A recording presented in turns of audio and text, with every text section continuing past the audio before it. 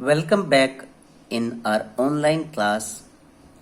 Today we are going to discuss our first chapter of class 10th in social science book, that is power sharing. It is the part of political science.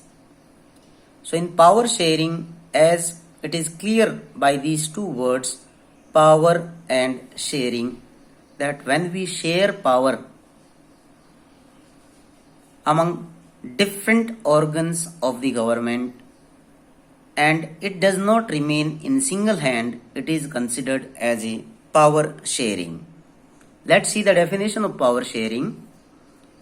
Power sharing refers to all power does not rest with one organ of the state. It is the sharing of the power among legislature, judiciary, and executive in a democracy. Meanwhile, these three organs, legislature, judiciary, and executive, they are having different powers. They are having separate powers and they are not under the control of any authority.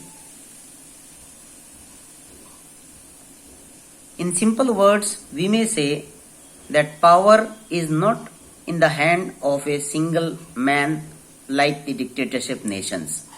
Here is the separation of power among legislature, judiciary, and executive. Now let's see the example of power sharing. We can take the first example of the Belgium, that is the European nation. Let's see the ethnic composition of that country. In Belgium, when we see overall population of the Belgium, in the country, Dutch speaking people, they are 59%, whereas French speaking people are 40% and rest are 1%. Meanwhile, in country, majority population is Dutch. This you can see the map of the Belgium. But in Brussels, the capital city of Belgium, this ethnic composition is totally different. In Brussels, Dutch speaking people, they are only 20%, means those who are in majority in the state. And French speaking people, those who are minority in the overall population, here in Brussels, they are 80%, means most of the powers are in the hands of French speaking people. So in Belgium, people faced many problems in the beginning phase. Now see the another example of Sri Lanka. In Sri Lanka, the ethnic composition is, in Sri Lanka, Sinhalas, means they are in majority because Sri Lanka country got independence in 1948, and after that in 1956 an act was passed which recognized Sinhala as the official language. And Tamil speaking people, they are also, you can see that in Sri Lanka there are two types of Tamils, one Sri Lankan and one Indian Tamils. They are living in that country. So in Sri Lanka we say that 74% people, they are Sinhala speakers and 18% are Tamils. This is the map of Sri Lanka. It is situated in the Southeast Asia. Now coming to the majoritarianism in Sri Lanka. Majoritarianism here it refers that a belief that a majority community should be able to rule the country in whatever way it wants. Meanwhile, in majoritarianism, a country is generally ruled by the majority of the people, or the people those who are having power in their hands. In Sri Lanka, it is true that Sinhalas, they are having most of the powers in their hands. That's why this majoritarianism, this word is suitable in Sri Lanka. Let's see the next slide about the majoritarianism in Sri Lanka, that how they established this majoritarianism. First of all, Sinhala community.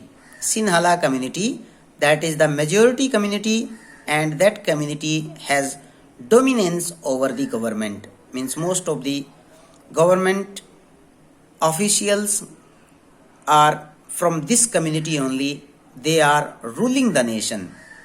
In 1956, an act was passed which recognized Sinhala as an official language. Meanwhile, in that country, Sinhalas, they are given preference. Third, government favored Sinhalas.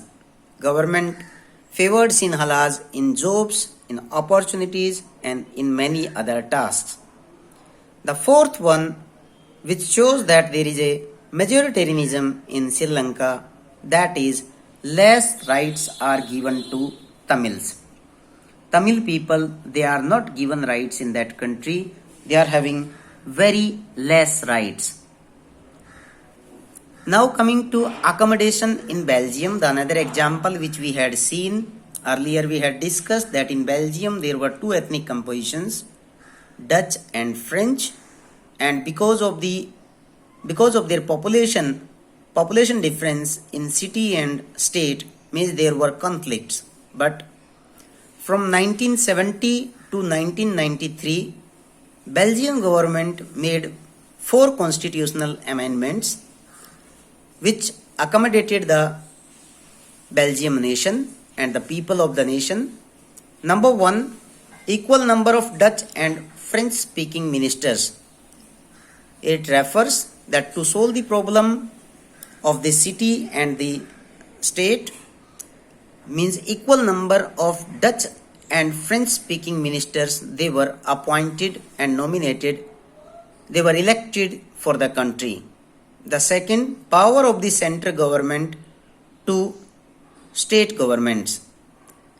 Power of the central government to state governments, here it refers that central government, means that was given power, as well as some state governments, means central government powers, that was also given to state governments too. Means there was a federalism in the nation and some powers were shared among different states. Third, community government accepted equal representation. Like India, in Belgium also, third tier of the government, local government, that is called community government, that was accepted, which gave equal representation to Dutch and French speaking ministers. Fourth, Brussels, the capital city of Belgium, that was chosen as the headquarter of European Union. Means because of this role model government in the federalism, Brussels city, that was chosen as the headquarter of European Union.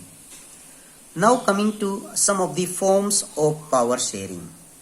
Forms of power sharing is very important to understand that how power is shared in the country.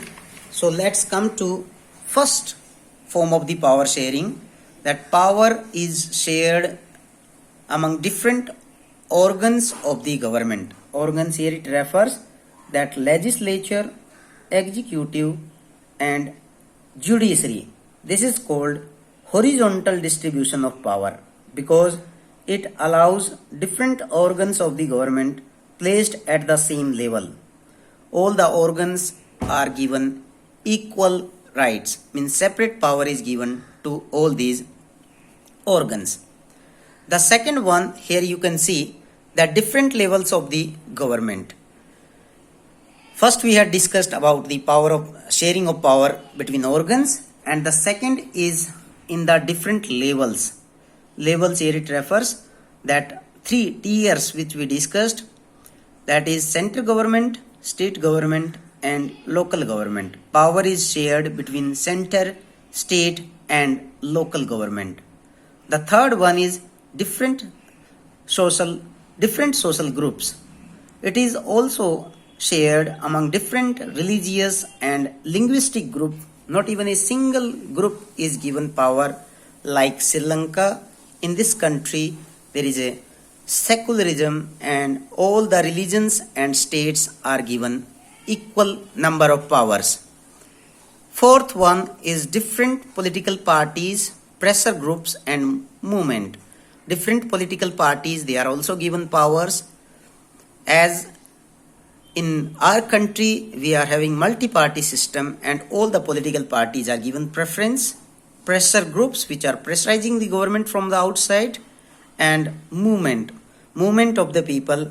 Movement of the people, here it refers that if people are not satisfied with the government policies, means they can launch their movement.